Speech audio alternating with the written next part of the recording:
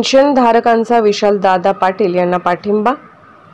सांगली लोकसभा मतदारसंघातील अपक्ष उमेदवार विशालदादा पाटील यांना ईपीएस पेन्शन धारकांनी जाहीर पाठिंबा दिला आहे। पाठिंब्याचे पत्र माजी केंद्रीय राज्यमंत्री प्रतीकदादा पाटील यांना देण्यात आले।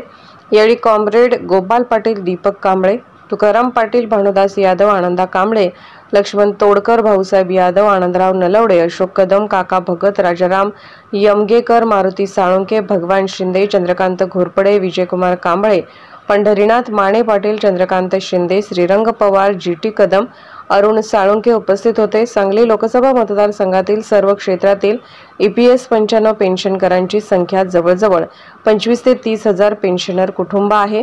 देशपातळीवर आपल्या प्रलंबित पेन्शन वाढीसाठी अनेक प्रकारे धरणे आंदोलन व गेल्या 10 ते 12 वर्ष प्रयत्न करीत आहेत, मात्र अद्याप या भाजप सरकारने 1 रुपयाही वाढ केली नाही।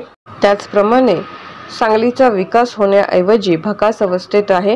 कुठलीही आर्थिक, सामाजिक सुधारणा, राजकीय सुधारणा झालेली नाही। या सगळ्याचा विचार करून सांगली लोकसभा मतदारसंघातील 8 तालुक्याचे तालुकाध्यक्ष व कार्यकर्त्यांची ईपीएस 95 पेन्शन कमिटी सांगलीच्या वतीने सांगली लोकसभा मतदारसंघाचे उमेदवार विशालदादा पाटील यांना बिनशर्त जाहीर पाठिंबा देत असल्याचे पत्रात म्हटले आहे।